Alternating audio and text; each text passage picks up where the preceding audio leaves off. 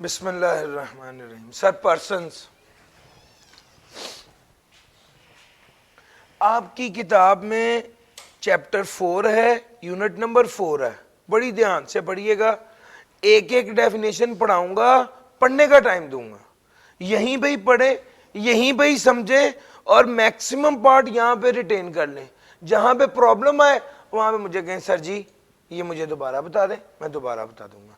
अगर बात समझ आ जाए, घर जाके अब आपने सिर्फ उसको उतना ही टाइम देना है जितना यहां पे दिया है। 2 घंटे की क्लास है, 2 से 2.5 घंटे घर पढ़े, क्लियर, साथ का साथ तैयार करके इजी हो जाए। ये रोज करना है आपने 40 दिन। मैं आपको बता रहा हूं 40 दिन बाद आपका टेक्स्ट तैयार होगा इंशाल्लाह।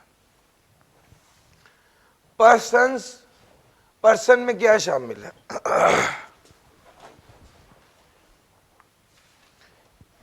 सर जी ये ऐसे समझ लीजिए कि जब अल्लाह ताला ने कुरान पाक में इंसान को मुखातिब करना होता है तो लफ्ज़ आता है या अय्युहन नास।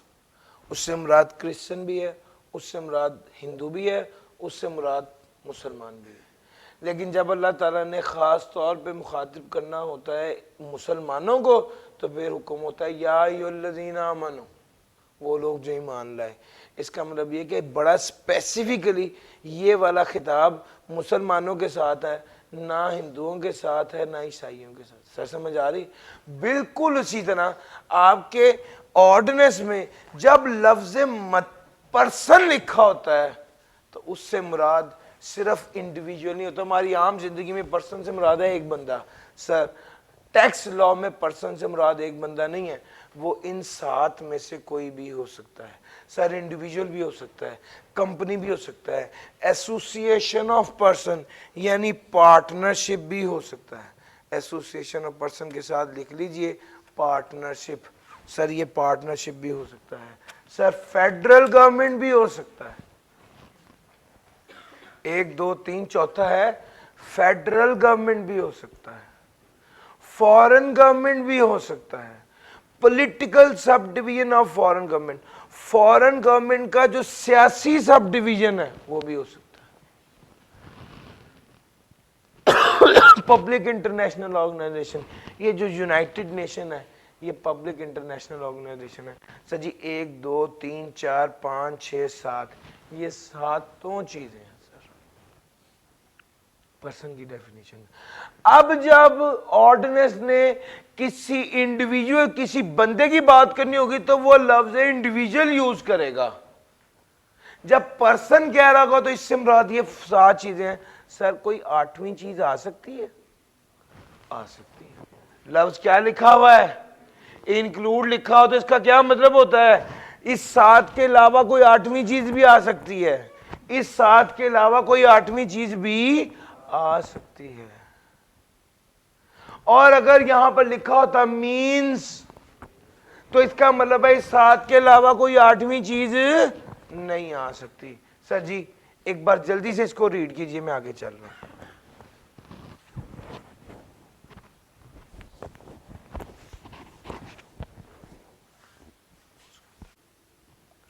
जी सर जी, यानी पर्सन में 7 चीजें शामिल थी। अब जरा देखना, individual AOP company, federal government foreign government, political sub division of foreign government और पब्लिक इंटरनेशनल ऑर्गेनाइजेशन। 7 चीजें याद हो गई? यस और नो? आगे चलते हैं। सर एओपी के साथ लफ्ज इंक्लूड लिखा हुआ है। सर इसमें 4 चीजें, firm, Hindu undivided family. Sir Hindu undivided family में हिंदू होना जरूरी नहीं है, ये एक तरीकेकार है जिसके जरिए वो बिजनेस करते हैं। वो बिजनेस ऐसे करते हैं कि एक दादा था, उसके 5 बच्चे थे, उन 5 बच्चों के आगे से 5 बच्चे हैं, तो ये तो काफी ज्यादा 25 अफराद हो गए। ये जो 25 अफराद मिलके कारोबार कर रहे हैं एक यूनिट के तौर पे, इसे हिंदू अनडिवाइडेड फैमिली कहते हैं। अब ये एओपी की डेफिनेशन में फॉलो करता है। अपने कराची में भी कुछ ऐसे बिजनेसेस हैं। Any artificial juridical person, artificial मसनूई सर 2 तरह के लोग होते हैं, एक नेचुरल और एक आर्टिफिशियल। नेचुरल वो है जिसको अल्लाह बनाए, आर्टिफिशियल वो है जिसको इंसान बनाए। हम लोग इंसान हैं, हमें अल्लाह ने बनाया, हम नेचुरल पर्सन हैं। अगर हम लोग कोई पर्सन बनाते हैं तो वो आर्टिफिशियल पर्सन होता है। मिसाल के तौर पे कंपनी, मिसाल के तौर पे पार्टनरशिप। अब पार्टनरशिप 4 लोगों की मिलकर जो पार्टनरशिप बनी है, ये नेचुरल पर्सन नहीं है, ये आर्टिफिशियल पर्सन है। ठीक हो गया। जूरिडिकल, जिसकी कानूनी हैसियत भी हो, अदालती हैसियत भी हो। तो आर्टिफिशियल जूरिडिकल पर्सन का मतलब है ऐसा पर्सन जिसकी अदालती हैसियत हो। सर वो भी ईओपी की डेफिनेशन में फॉल करेगा। और वो चौथे नंबर पे एक बात कहता है, वो कहता है anybody of person form under a foreign law but does not include a company. वो कहता है कोई भी बंदा जो कि फॉर्म हुआ हो फॉरेन लॉ के तहत और उसमें क्या शामिल ना हो, कंपनी शामिल ना हो। तो ये क्या है, एओपी है, एसोसिएशन ऑफ पर्सन। फर्म है, हिंदू अनडिवाइडेड फैमिली है, आर्टिफिशियल जूरिडिकल पर्सन है, and anybody of person formed under a foreign law but does not include a company, लेकिन इसमें कंपनी शामिल ना हो।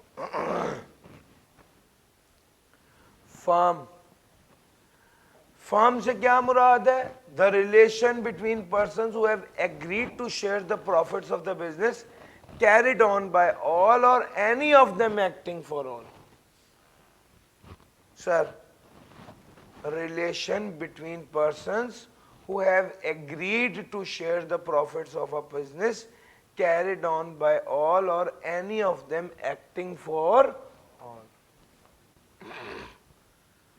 भाईजान पार्टनरशिप फर्म जिसमें पार्टनर्स होते हैं और वो काम रिलेशन बिटवीन पर्सन जो agree to share the profits of the business carried on by all or any of them acting for all.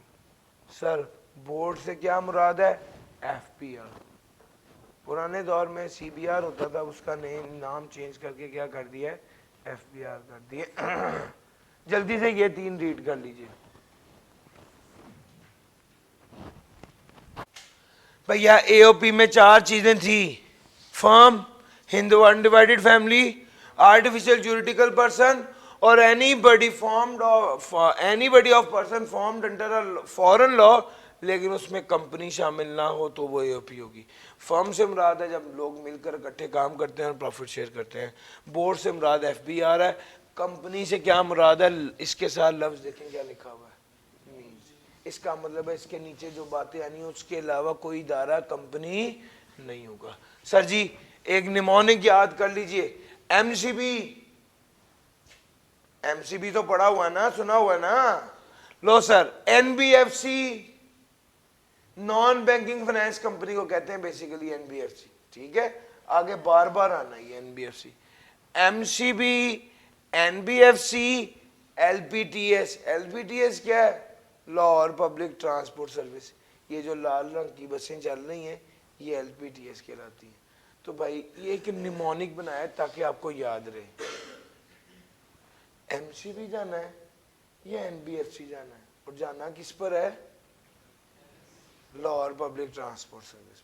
याद रखने के लिए ऐसे याद रखने, ये 11 पॉइंट्स बच्चों को याद नहीं रहते। लो सर, एमसीबी, एम फॉर मुदारबा, C for companies act 2017, B for body corporate formed by or under any law in force in Pakistan, MCB.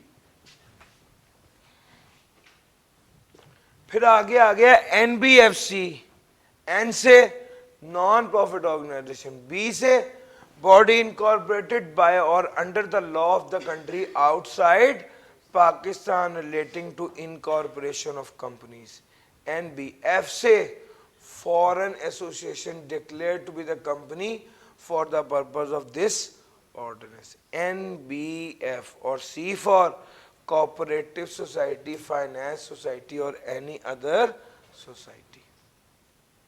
MCB भी आ गया, NBFC भी आ गया।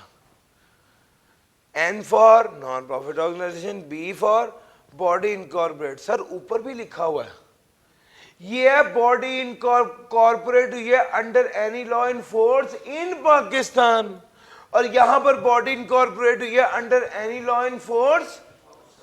और यार बात फर्क महसूस कर रहे हो। तीसरा फॉरेन एसोसिएशन जिसको कंपनी डिक्लेयर किया गया है। चौथा कोऑपरेटिव सोसाइटी, तो एमसीबी, एनबीएफसी। आगे आ गया local government, provincial government, trust और small company. Local government, provincial government, trust, small company, LPTS। Local government, provincial government, trust और स्मॉल कंपनी। बॉडी कॉर्प, असल में कॉर्पोरेट जो है ना वो अमेरिकन कंपनी को कॉर्पोरेट कहते हैं, अमेरिका वाले जो है ना वो कॉर्पोरेशन कहते हैं। हम लोग असल में ब्रिटिश अडॉप्ट करते हैं तो हम कंपनी कहते हैं, ठीक है। और जो बंदा, कुछ लोग कहते हैं कंपनी लो, कुछ लोग बड़ा मुंह बिगाड़ के कॉर्पोरेट लॉ कहते हैं, दोनों का एक ही मतलब होता है, कंपनी लो। अमेरिकन इंग्लिश में कॉर्पोरेट कहते हैं जी। इनकॉर्पोरेट का मतलब है बनाना, कॉर्पोरेट करना, इनकॉर्पोरेट। ज्यादा डेप्थ में जाना है तो अंग्रेजी, कॉर्पोरेट जो है वो नाउन है, इनकॉर्पोरेट वर्ब है। कॉर्पोरेट इदारा है, इनकॉर्पोरेट इदारा बनाना।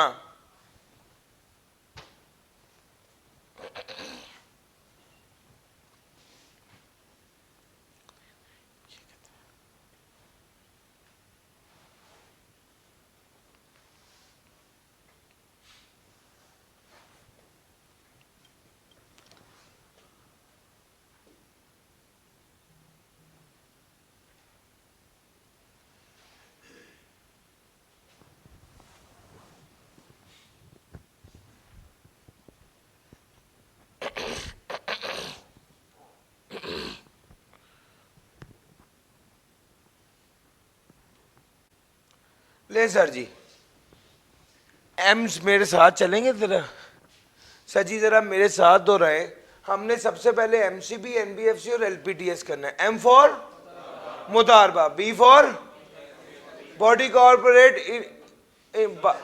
एमसी है, सी फॉर कंपनीज एक्ट 2017 के तहत, MC, B for under any law in force in Pakistan, MCB हो गया, फिर NBFC, N for non profit organisation, B for body under any law in force outside Pakistan, NB, F for foreign association, NBF, C for cooperative society, फिर LPTS, L local government, P provincial government, T trust, S small company. Sir जी ये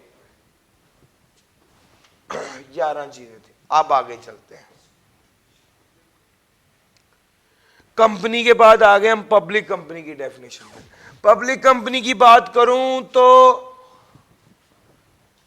company in which not less than 50% of the shares are held by the federal या provincial government. Sir जी company in which not less than 50% of the shares are held by the federal या provincial government। तो ये public company से मुराद है। इसको मैं ऐसे करता हूं कि इधर से पढ़ाना शुरू करता हूं। सर हर वो कंपनी जिसके 50% से ज्यादा शेयर फेडरल या प्रोविंशियल गवर्नमेंट के पास है वो पब्लिक कंपनी होगी। आपके टैक्स में जो भी पब्लिक कंपनी आए उसको पब्लिक कंपनी समझे। अब कंपनी लॉ के तहत जो पब्लिक कंपनी है वो उसको छोड़े, जो टैक्स के तहत पब्लिक कंपनी है उस पर फोकस करें। तो वो कहता है पब्लिक कंपनी जिसके 50% या उससे ज्यादा शेयर फेडरल या प्रोविंशियल गवर्नमेंट के पास है वो कंपनी पब्लिक कंपनी होगी। जैसे एक कंपनियां ए लिमिटेड, इसके 55% शेयर पंजाब गवर्नमेंट के पास हैं तो ये पब्लिक कंपनी। सर जी दूसरे नंबर पे आ गया अगर कोई कंपनी जिसके 50% ज्यादा शेयर फॉरेन गवर्नमेंट के पास हैं तो वो भी पब्लिक कंपनी होगी। है सर, फॉरेन गवर्नमेंट के पास है तो वो भी पब्लिक कंपनी होगी। जरा इसको मजीद बताऊं मैं तो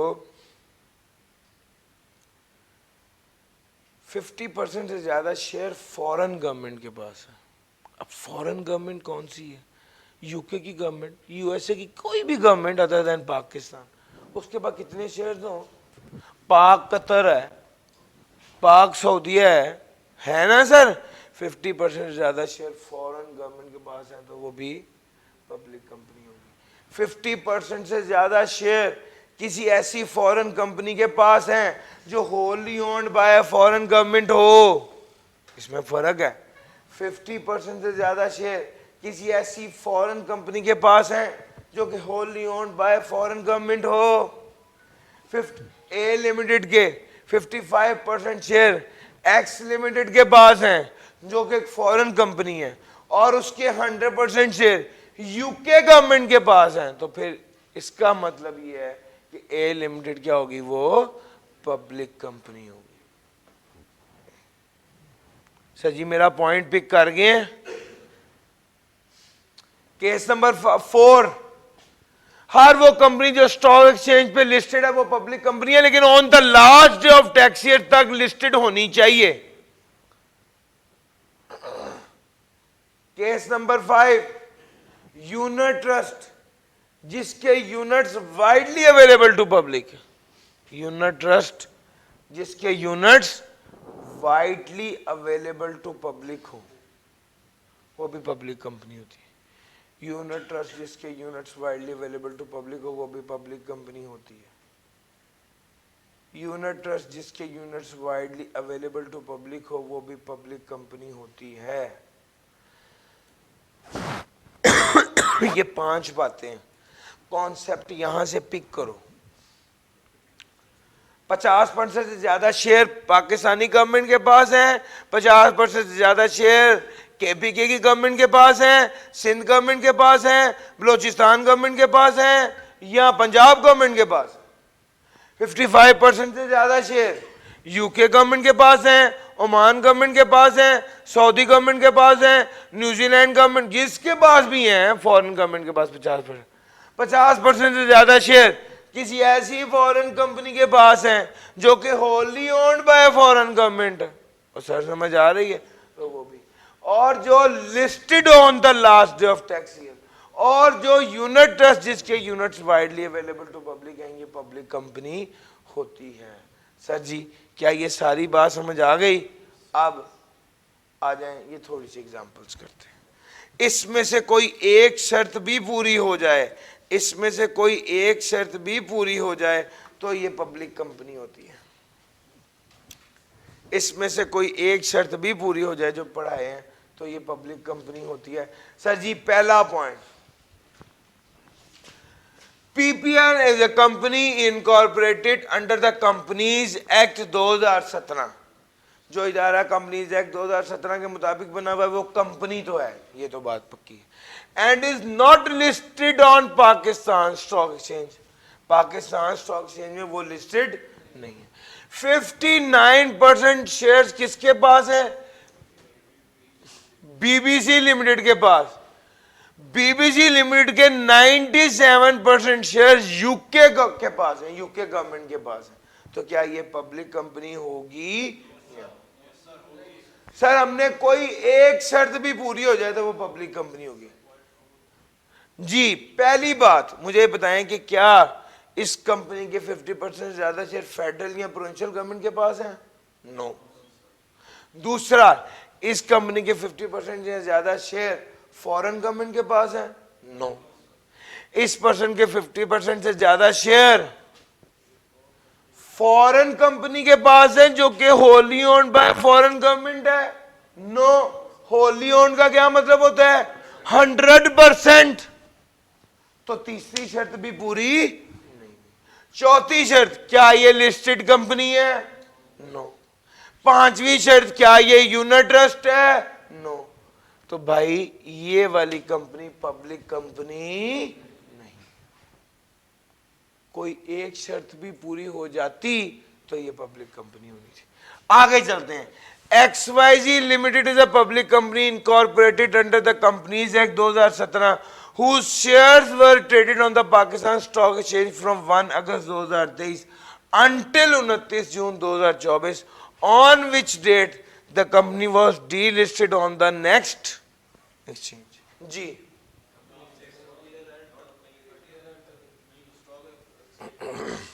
सर जी, अब सुनना। XYZ लिमिटेड एक पब्लिक कंपनी है incorporated under the companies act 2017 whose shares were traded on Pakistan stock exchange. क्या साल के आखिरी दिन उसके शेयर ट्रेड हो रहे थे? नो। तो भाई कोई शर्त भी तो नहीं पूरी हो रही, ना 50% ज्यादा शेयर फेडरल प्रोविंशियल गवर्नमेंट के पास है, ना 50% ज्यादा शेयर फॉरेन गवर्नमेंट के पास है, ना 50% ज्यादा शेयर ऐसी फॉरेन कंपनी के पास है जो Holi owned by foreign government है। चौथे नंबर पे जो के लिस्टेड हो ऑन द लास्ट डे, ये शर्त भी पूरी नहीं हुई। पांचवी यूनिट ट्रस्ट, भैया ये भी पब्लिक कंपनी नहीं है। सही समझ आ रही है?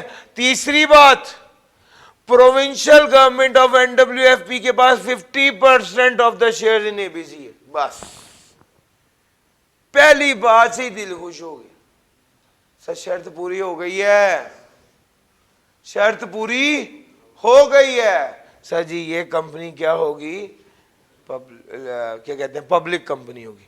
आगे भी इंशाल्लाह कोई अच्छी बात ही लिखी होगी, लेकिन पहली बात से ही मेरा क्राइटेरिया मीट हो गया। आगे, BRR is a public company under the Companies Act 2017, 41% held by federal government, 50% by, लो ये वाली बात फॉरेन गवर्नमेंट के पास है। सर ये पब्लिक कंपनी हो। आपकी डेफिनेशंस में सबसे इंपॉर्टेंट डेफिनेशन पब्लिक कंपनी की दो वजहों से है। एक तो ये खुद इस तरह सवाल आ सकता है, और दूसरा जगह जगह उसने कहना है पब्लिक कंपनी, या उसने आपको इशारों में कह देना है।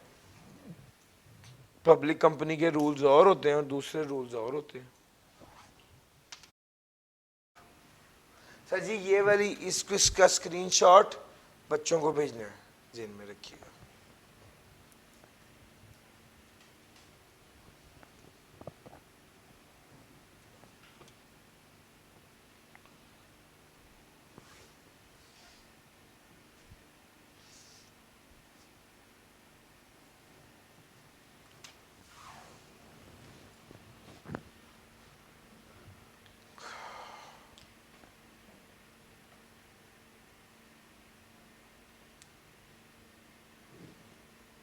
मैंने क्या बात कहनी थी?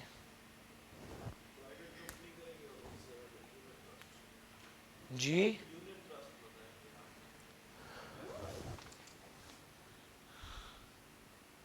इसका स्क्रीनशॉट भेज दिया था। ये मैंने आपको 4 बातें डिस्कस कर ली थी।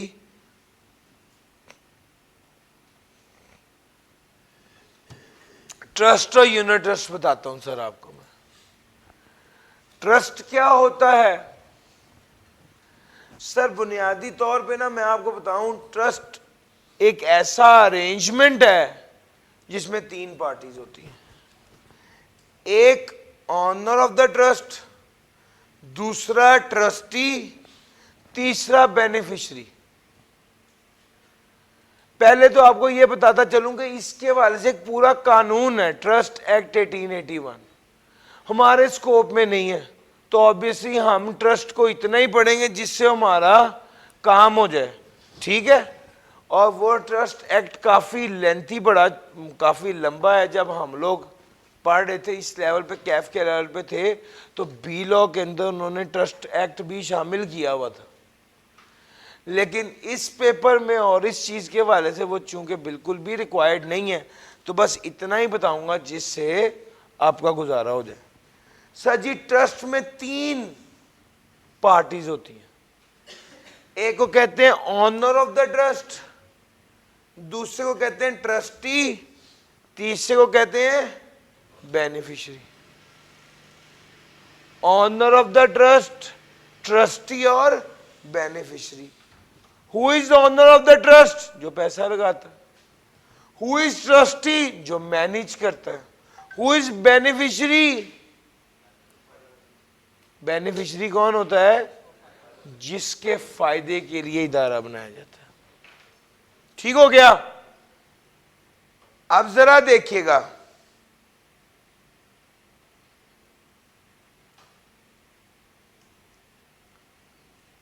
ऑनर ऑफ द ट्रस्ट है, ट्रस्टी है, बेनिफिशियरी।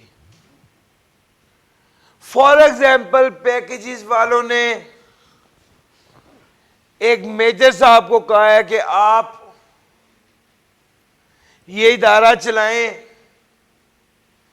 जिसमें अंधे नाबीना अफराद को तालीम दी जा सके।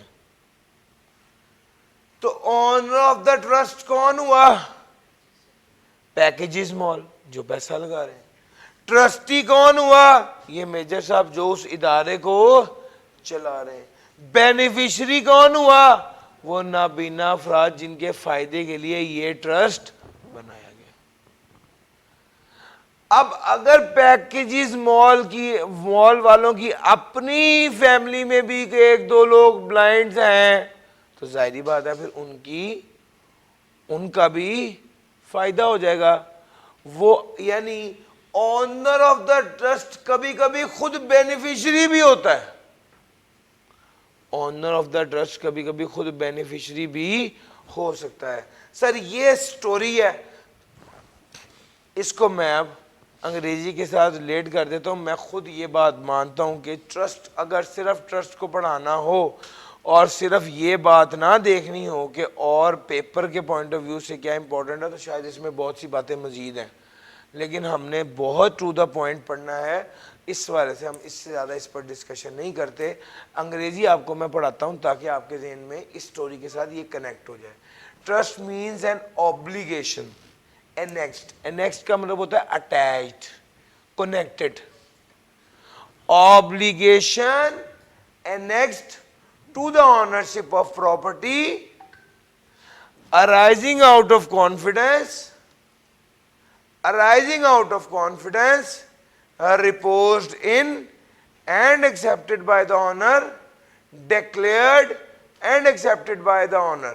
Sir ji owner of the trust जो है बेसिकली ये एतमाद करता है ट्रस्टी के ऊपर, किसके फायदे के लिए?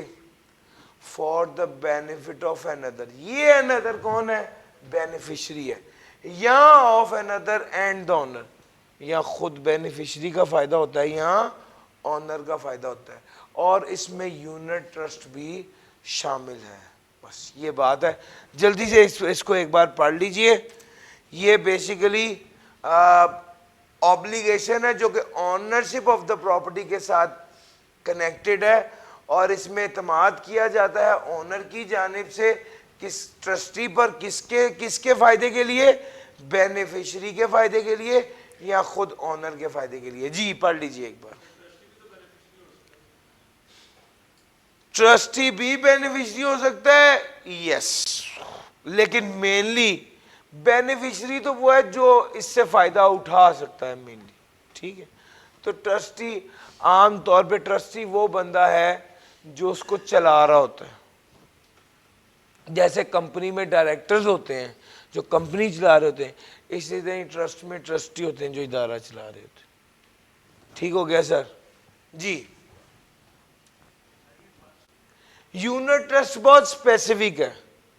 यूनिट ट्रस्ट तो बात करता है, अब असल में जिन लोगों के पास पैसे हैं और वो लोग चाहते हैं कि वो इन्वेस्ट करें, तो यूनिट ट्रस्ट एक ऐसा इदारा है जो उसका एक वेंचर बना देता है जो इन्वेस्टमेंट कर पाते हैं।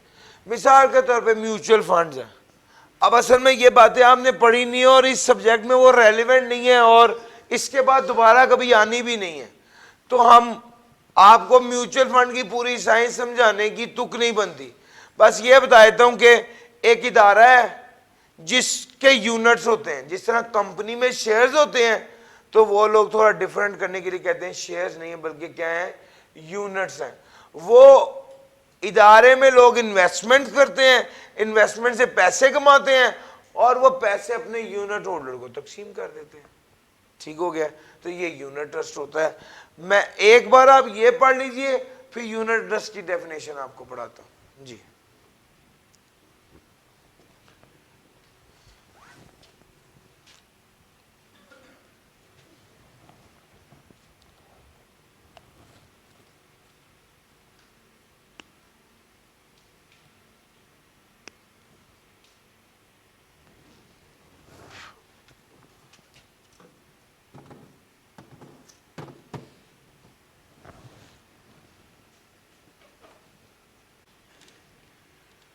पब्लिक कंपनी, अच्छा जी, अब आ जाए यूनिट ट्रस्ट।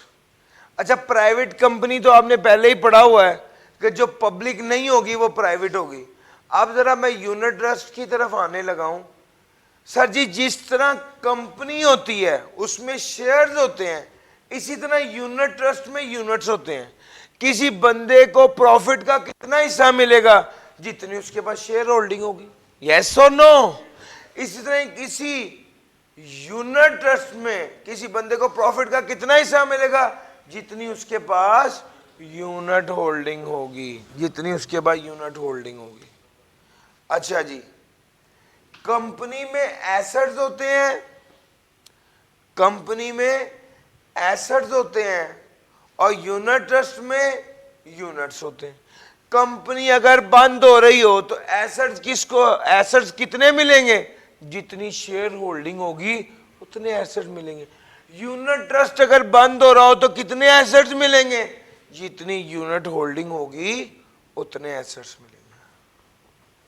सर जी, यूनिट ट्रस्ट के हवाले से ये बात थी हमारे पास।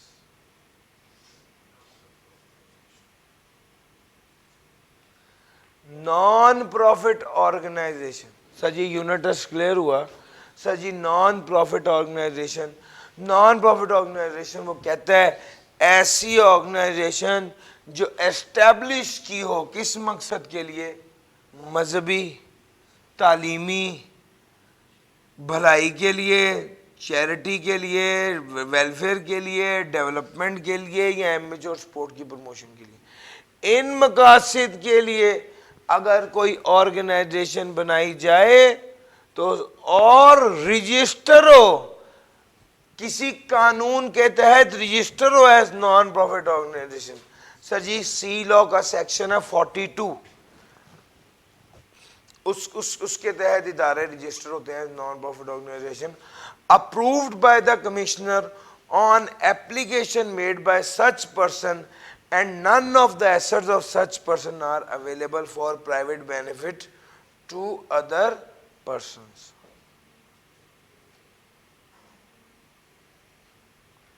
Religious, educational, charitable, welfare, development और promotion of amateur sport. Sir जी, इन छह चीजों पर, इन छह जिसको कहते हैं ना मकासद के लिए ऑर्गेनाइजेशन बनी हो, जो कि रजिस्टर्ड भी हो और अप्रूव्ड भी हो कमिश्नर से, on application made by such person and none of the assets of such person are available for private benefit to other person। तो जनाब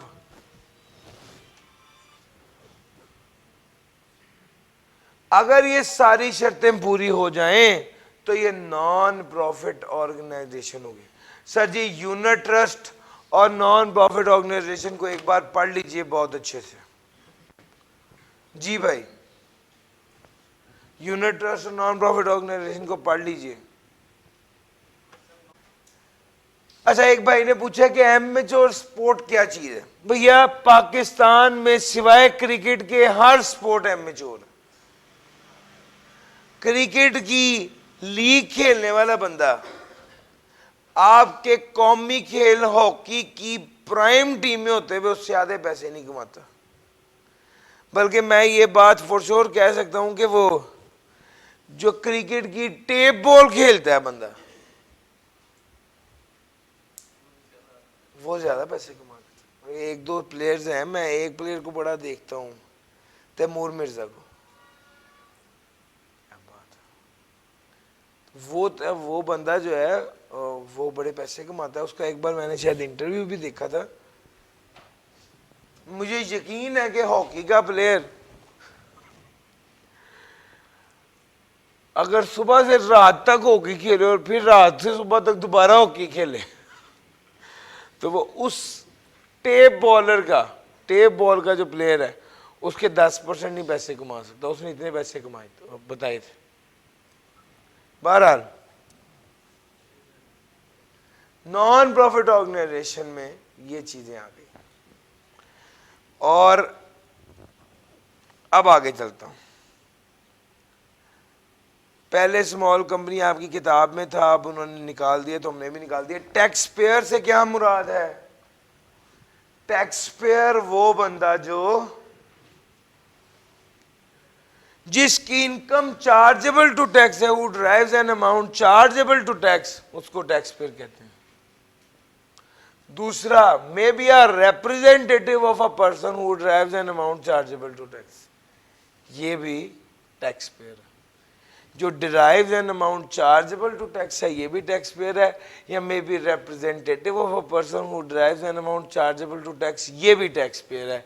is required to deduct or collect tax, required to deduct or collect tax, ये भी tax payer है।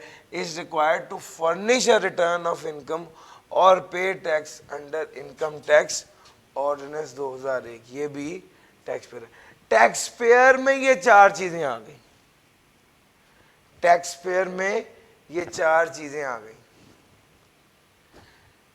जिसकी amount chargeable to tax है, ये भी tax payer है। जो कि रिप्रेजेंटेटिव है किसी ऐसे बंदे का,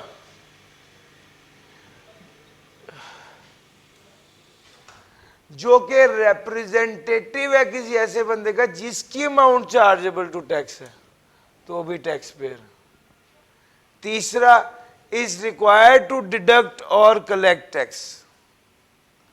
सर हर वो बंदा जिससे लॉ रिक्वायर कर रहा है कि तुम टैक्स डिडक्ट करो या कलेक्ट करो, वो भी टैक्स पेयर है। Is required to furnish a return of income, जो income who is required to furnish a return of income और pay tax under income tax ordinance, वो भी टैक्स पेयर है। 1 2 3 4, ये चारों टैक्स पेयर्स की डेफिनेशन में फॉल करते हैं। लास्ट पॉइंट, जिसके लिए गोशवारे जमा करवाना जरूरी है, who is required to furnish a return, वो भी टैक्स पेयर है। जी भाई, सर जी मेरे पास एक बंदा काम करता है, उसकी तनख्वाह 60,000 है। एफबीआर वाले कहते हैं हर वो बंदा जो किसी को तनख्वाह दे रहा होगा उसे चाहिए कि वो टैक्स काट के तनख्वाह दे। तो इसका मतलब है मैं वो बंदा हूं जिसको एफबीआर कह रहा है कि तुम टैक्स काट के तनख्वाह दो। यार मेरी बात पिक कर रहे हो? अब जो बंदा मैं टैक्स काट के तनख्वाह दूंगा, मैं उसे टैक्स काट के सैलरी दे रहा हूं, मैं वो टैक्स किसको जमा करा रहा हूं? एफबीआर को। तो जो बंदा टैक्स डिडक्ट कर रहा होता है वो भी टैक्स पेयर होता है। जो बंदा टैक्स डिडक्ट कर रहा होता है वो भी टैक्स पेयर होता है। टैक्स पेयर कौन कौन होता है, ये बात आपके साथ डिस्कस कर। आप जरा देखिएगा आपकी डेफिनेशन में पीछे कुछ रह तो नहीं गया?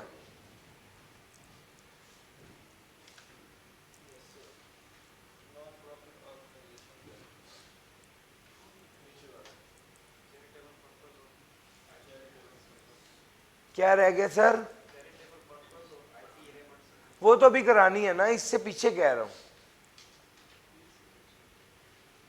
लो सर, नॉन प्रॉफिट हो गया था, टैक्स पेयर हो गया था, आ जाओ चैरिटेबल पर्पस। चैरिटेबल पर्पस होता है किसी भी फलाह के लिए, किसी भी फायदे के लिए, लोगों की मदद के लिए आप कोई काम करेंगे, रिलीफ ऑफ पुअर के लिए, advancement of the object of general public utility. Sir bus stop पे बेंच लगा देना, हाँ पब्लिक का फायदा है। हर गांव में लोगों ने फिल्टर लगाए हुए हैं ताकि साफ पानी मिले, आम पब्लिक का फायदा है। तो ये होता है charitable purpose. IT enabled services, IT enabled services ये क्या होती है? सर जी ये आईटी से रिलेटेड सर्विसेज है। उसने बहुत ज्यादा सर्विसेज का नाम लिया है, मैं वन बाय वन आपके साथ डिस्कस करता हूं। इनबाउंड और आउटबाउंड कॉल सेंटर, ये भी आईटी एनेबल्ड सर्विसेज है। इनबाउंड आउटबाउंड का पता है? इनबाउंड जिनको सिर्फ आनी है फोन, आउटबाउंड जिन्होंने सिर्फ करना है फोन। बैंक वाले, जैज कैश, जैज वाले, इनकी क्या होती है? इनबाउंड सर्विस है। आपको कोई सपोर्ट चाहिए, वो आपको नंबर देते हैं, इस नंबर पे राब्ता करें, ऐसा ही होता है ना। ये कौन सी होती है? ये इनबाउंड होती है। आउटबाउंड क्या होता है? आपको फोन आता है, आप मैकडोनल्ड्स में खाना खाने गए, उसके बाद आपको फोन आया, अस्सलाम वालेकुम सर, आपका एक्सपीरियंस कैसा रहा। ये जो आउटबाउंड सर्विसेज प्रोवाइड कर रहा है, ये भी इनबाउंड और आउटबाउंड, ये भी आईटी एनेबल्ड सर्विसेज में फॉल करता है। उसके बाद आ गया मेडिकल ट्रांसक्रिप्शन। मेडिकल ट्रांसक्रिप्ट करना, मेडिकल बताना कौन सी चीज चाहिए, क्या बीमारी है, क्या दवाई है, आईटी में ही बताना, ये sir. Remote monitoring, remotely monitor करना, इसका मतलब होता है कि आप मिसाल के तौर पे कनाडा में बैंक है, उसकी 16 ब्रांचेस का 16 ब्रांचेस पे सिक्योरिटी गार्ड बैठे होते हैं, और पाकिस्तान में एक बंदा है, वो उन सिक्योरिटी गार्ड्स के कैमरे को मॉनिटर करता है कि वो बंदे एक्टिवली बैठे हुए हैं, कोई सो तो नहीं रहा। अब पाकिस्तान में बैठा बंदा कनाडा के बैंक्स के आगे जो सिक्योरिटी गार्ड है उनको मॉनिटर कर रहा है। इसे क्या कहा जाता है? Remote monitoring. Graphic design, graphic design क्या है? ग्राफिक डिजाइन का मतलब है कि डिजाइन जो आपका जो डिजाइन करते हैं प्रॉपर, कोई लोगो डिजाइन कर देना, या कोई क्या कहते हैं, कोई किसी का कोई ट्रेडमार्क वगैरह बना देना, ये ग्राफिक डिजाइन है। अकाउंटिंग सर्विसेज, एंट्री करना। ह्यूमन रिसोर्स, ये rozi.pk है, ये क्या है सर? ये ह्यूमन रिसोर्स सर्विसेज प्रोवाइड करते हैं ना। टेलीमेडिसिन सर्विसेज, टेलीफोन पे मेडिसिन प्रोवाइड, मेडिसिन प्रिस्क्राइब कर देना। असल में होता है ऐसे कि देखें, फॉर एग्जांपल मैं आपको इसको समझाने के लिए बताता हूँ कि मुझे बुखार था, तो डॉक्टर जो जो चीजें देखता है वो उसने सिस्टम के अंदर डाल दी। बुखार है, बुखार का टेम्परेचर देखेगा, फिर देखेगा नज़ला तो नहीं है, फिर देखेगा खांसी तो नहीं है, फिर पूछेगा कितनी देर से बुखार है, फिर उसके बाद आप कहेंगे मुझे 6 दिनों से बुखार है, तो उस बेस पर वो एंटीबायोटिक देगा। फिर आप कहेंगे नहीं आज सुबह ही चढ़ा, तो वो आपको सिर्फ पैनाडोल देगा। खांसी है तो खांसी का शरबत साथ देगा। और सर समझ आ रही है? तो ये चीज़ें ऑटोमेट भी तो की जा सकती है ना आईटी से। तो वो जो ऑटोमेट की जा चुकी हैं टेलीमेडिसिन सर्विसेज ये हैं। डेटा एंट्री ऑपरेशन, जी डेटा एंट्री करना, ये भी IT enabled service. Cloud computing services, sir जी आपका जीमेल जो है, आपका जीमेल आपको जी ड्राइव की ऑप्शन देता है या नहीं देता? सर वो जी ड्राइव आपके हार्ड ड्राइव तो नहीं है ना, वो तो इंटरनेट पे ही सेव होता है। जो इंटरनेट पे सेव होता है उसे क्लाउड कंप्यूटिंग सर्विस कहते हैं। डेटा स्टोरेज सर्विसेज, बड़े बड़े सर्वर्स बड़े होते हैं जहां पर पूरा डाटा स्टोर किया जाता है, उसे डाटा स्टोरेज सर्विस कहा जाता है। ये काफ़ी ज़्यादा आईटी इनेबल्ड सर्विसेज है। आप जो आसान लगती हैं वो 6 याद कर लीजिए, पेपर में अगर आ जाए तो आप कर पाए। या रट्टा 6 गोल का है, बाकी पता सारा इसलिए होना चाहिए कि कोई भी सवाल आ सकता है तो आपको पता हो ये आईटी इनेबल्ड सर्विस है। टेलीविज़न प्रोग्राम और इंश्योरेंस क्लेम प्रोसेसेस भी इसके अंदर शामिल कर दिए हैं। यहाँ पर याद है वो टीवी गेम शो चलता था, एक गेम चल रही होती थी, उसमें टीवी शो चलता था, ऊपर से पैसे आते थे, वो पैसे कलेक्ट करने होते थे। वो भी IT enabled sir, locally produced television program and insurance claim processes, ये IT enabled services. Permanent establishment, permanent establishment ये क्या है सर? इसको कहते हैं पक्का परमानेंट ठिकाना, पक्का परमानेंट ठिकाना।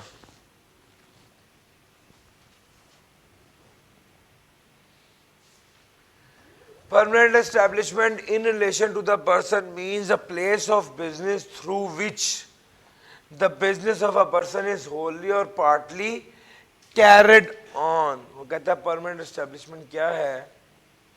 अ प्लेस ऑफ बिजनेस है जिसके जरिए the business of a person is होल्डली और पार्टली कैरिड ऑन। और इसमें शामिल क्या है?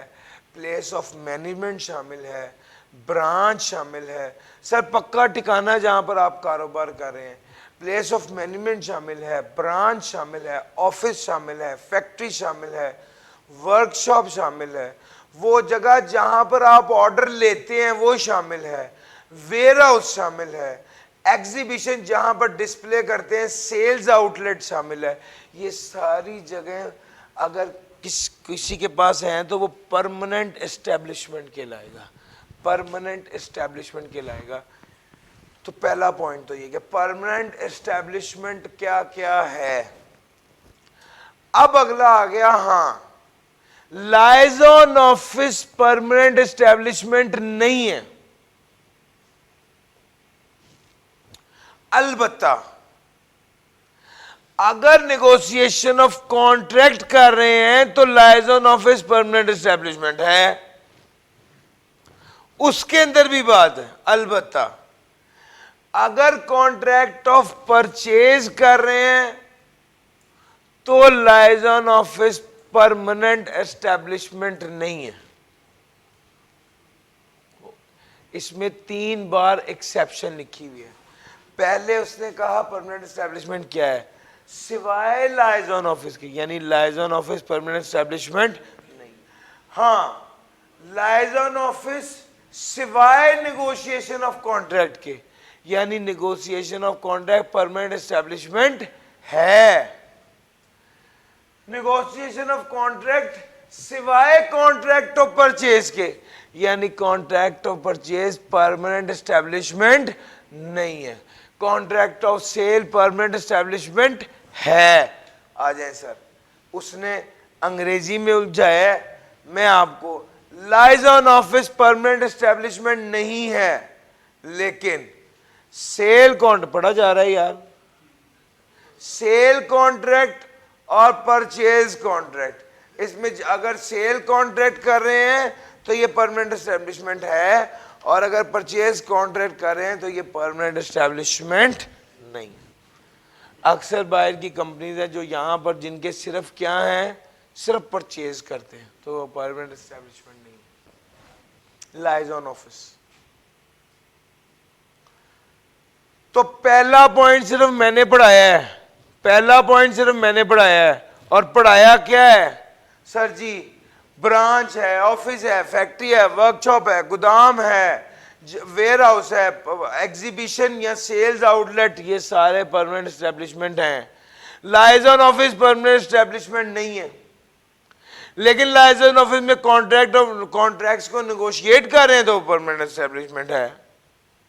और अगर परचेज के कॉन्ट्रैक्ट को परचेज कर रहे हैं, परचेज के कॉन्ट्रैक्ट को नेगोशिएट कर रहे हैं तो परमानेंट एस्टेब्लिशमेंट नहीं है।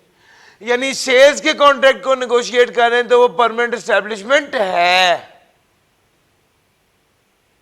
सर जी क्या ये पॉइंट क्लियर हुआ? आगे चलते हैं।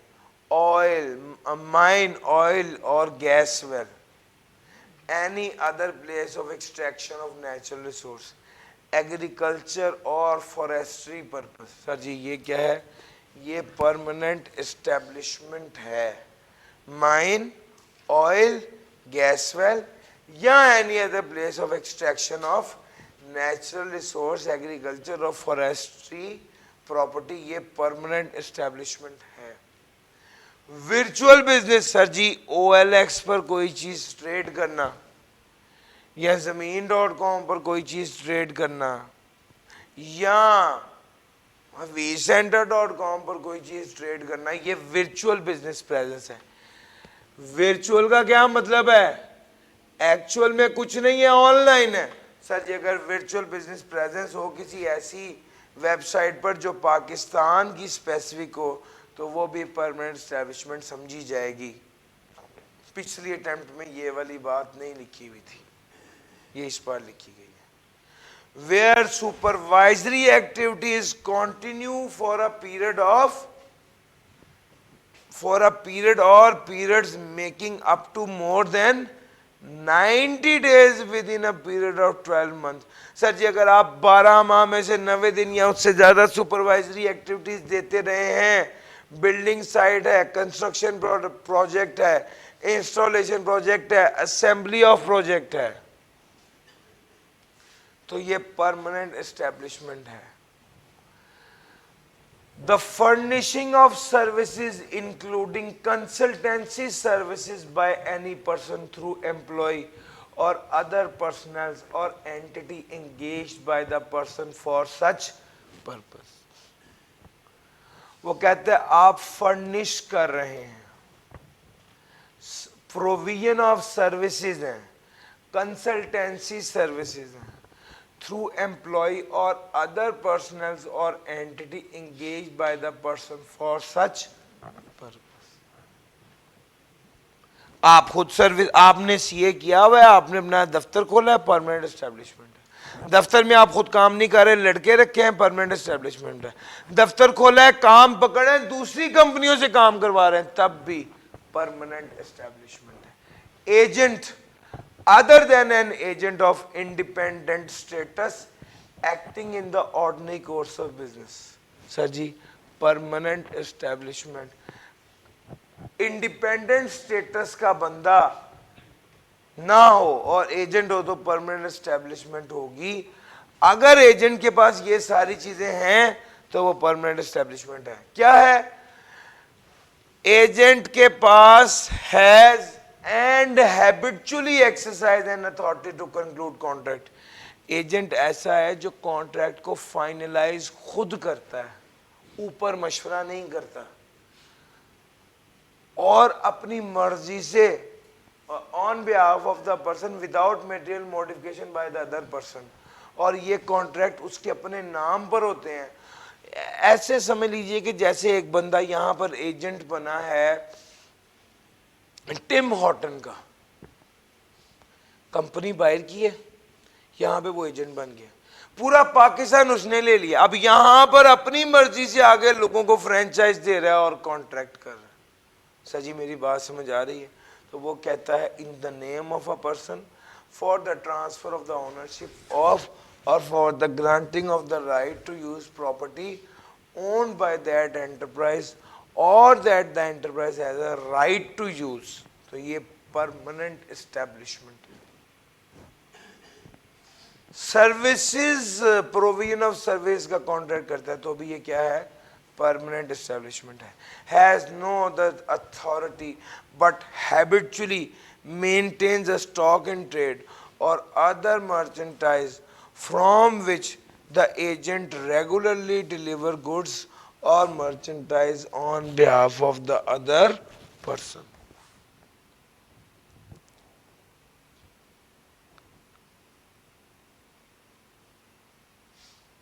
उसके पास कोई और अथॉरिटी नहीं है, लेकिन वो स्टॉक को मेंटेन करता है। एक वो वाला बंदा है जिसके पास अथॉरिटी है, वो कॉन्ट्रैक्ट करता है, अपने नाम पे करता है, बाकायदा ओनरशिप लोगों को ट्रांसफर भी कर सकता है या सर्विसेज देता है।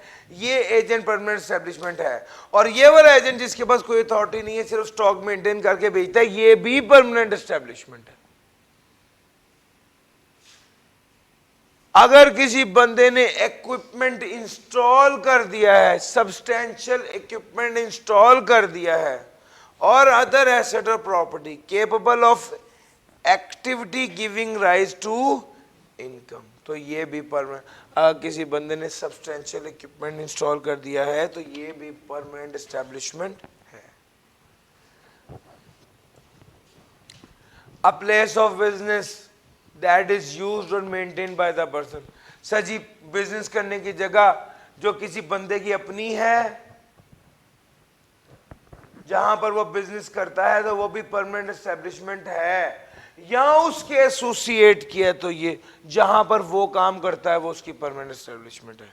यानी एक बंदा जहां पर वो काम करता है वो उसकी परमानेंट एस्टेब्लिशमेंट है, या उसका एसोसिएट उसकी जगह पर काम करता है तो वो उसके एसोसिएट की भी परमानेंट एस्टेब्लिशमेंट है। या वो वहां पर काम कर रहे हैं या उसका एसोसिएट काम कर रहा है। एक से ज्यादा जगहों पर ब्रांचेस खोली हैं तो वो सारी ब्रांचेस भी परमानेंट एस्टेब्लिशमेंट है। अगर आप कॉम्प्लीमेंट्री फंक्शन कहीं पे परफॉर्म करते हैं तो वो वाली जगह भी परमानेंट एस्टेब्लिशमेंट होगी। आपका असल काम तो जूस बनाने का है, लेकिन जूस बनाने के लिए गत्ता, आपका जूस पैक करने के लिए गत्ता आप किसी और जगह बना रहे हैं, तो जहां पर गत्ता बना रहे हैं वो भी परमानेंट एस्टेब्लिशमेंट है। कॉम्प्लीमेंट्री है ना सर। कॉम्प्लीमेंट्री का क्या मतलब होता है? कॉम्प्लीमेंट्री का मतलब होता है उसको कंप्लीट करने के लिए। दूसरा, जूस आपने कैसे भेजना है? शॉपर में डाल के तो नहीं भेजना। शॉपर को जूस को टेट्रा पैक में भेजना है, तो पैक जो बना रहे हैं उसकी अलहदा आपने यूनिट लगाया हुआ है, वो जगह भी आपकी permanent establishment. Sir, permanent establishment की पूरी डेफिनेशन आने के चांसेस रेयर हैं। ज़्यादा चांसेस ये है कि ये इसके दरमियान में से आपसे कुछ पूछ ले। ठीक हो गया? इसके दरमियान से आपसे कुछ पूछ ले। परमानेंट एस्टेब्लिशमेंट को मैं क्विक रिवीजन देने लगा हूँ, कीपिंग इन माइंड कि मुझे अंदाज़ा है इसको याद रखना थोड़ा सा मुश्किल है।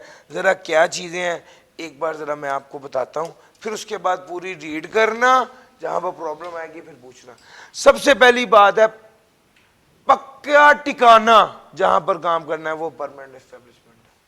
परमानेंट बिजनेस जहां पर कर रहे हैं, प्लेस ऑफ बिजनेस जहां पर बिजनेस कर रहे हैं वो। A place of management, branch, office, factory, workshop, premises for soliciting orders, warehouse. Sir ji, branch, office, factory, workshop, गोदाम, परमानेंट सेल्स आउटलेट या एग्जीबिशन की जगह, ये सारी परमानेंट एस्टेब्लिशमेंट है। लेकिन लाइजॉन ऑफिस परमानेंट एस्टेब्लिशमेंट नहीं है। अलबत्ता लाइजॉन ऑफिस जहां पर नेगोशिएशन हो रही है वो परमानेंट एस्टेब्लिशमेंट है, लेकिन अगर नेगोशिएशन परचेज की हो रही है तो वो परमानेंट एस्टेब्लिशमेंट नहीं है। माइन, गैस, ऑयल वेल जिसके बाद जहां पर आप काम कर रहे हैं वो आपकी परमानेंट एस्टेब्लिशमेंट है। वर्चुअल बिजनेस प्रेजेंस आपकी हो, इंटरनेट के थ्रू चीज़ें सेल कर रहे हैं, इलेक्ट्रॉनिक मीडिया के थ्रू, वो भी परमानेंट एस्टेब्लिशमेंट है। अगर किसी बिल्डिंग साइट पर, कंस्ट्रक्शन के प्रोजेक्ट पर 12 माह में से 90 दिन या उससे ज़्यादा आपने काम किया, तो बल्कि up to more than 90 days है, तो वो आपकी परमानेंट एस्टेब्लिशमेंट है। For furnishing of services including consultancy services by any person through employ or other personnel or entity engaged by the person, तो वो परमानेंट एस्टेब्लिशमेंट है। Agent other than an agent of independent status acting in the ordinary course of business, तो ये permanent establishment है। Has and habitually exercise an authority to conclude contract on behalf of the other person without material modification bye the person, तो ये permanent establishment है। Agent permanent establishment है, जहां पर वो कॉन्ट्रैक्ट करे, अपनी मर्जी से करे, अपने नाम पर करे, दूसरे लोगों को राइट्स देने की पोजीशन में हो, ऐसा एजेंट भी परमानेंट एस्टेब्लिशमेंट है। सर्विसेज परफॉर्म करे वो भी परमानेंट एस्टेब्लिशमेंट है। या सिर्फ वेयर हाउस में स्टॉक मेंटेन करता और उसको बेचे, वो भी परमानेंट एस्टेब्लिशमेंट है। Or any substantial equipment installed or other asset or property capable of actively giving rise to income, ये भी परमानेंट एस्टेब्लिशमेंट है। A place of business that is used or maintained by the person if the person carries on business at that place in Pakistan, तो ये भी permanent establishment है। Place of business that is used or maintained by a person if the person carries on business at that place। भैया आप business कर रहे हो, यहाँ आपका एसोसिएट उस जगह पर बिजनेस कर रहा है, वो आपके और आपके एसोसिएट की परमानेंट एस्टेब्लिशमेंट है। यहाँ उसके अलावा एक से ज़्यादा जगह जहाँ पर आप बिजनेस कर रहे हैं वो परमानेंट एस्टेब्लिशमेंट है।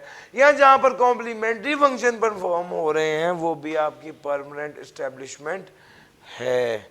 सर जी एक बार 5 मिनट का टाइम आपको दे रहा हूँ, बड़ा थॉरली इसको पढ़ें ताकि हर चीज़ आपको समझ आ जाए, फिर आगे चलता हूँ। पूरे 5 मिनट हो गए। प्रिंसिपल ऑफिसर क्या होता है?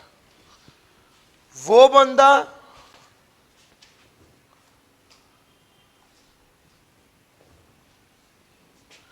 Director, manager, secretary, agent, accountant or any similar officer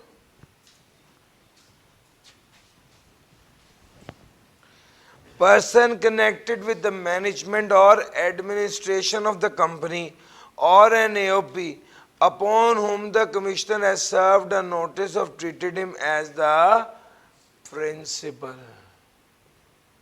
principal officer कौन होता है? Director, manager, secretary, agent, accountant or any similar officer या person connected with the management or administration of the company or association of person upon whom the commissioner has served a notice of treated him as the principal officer.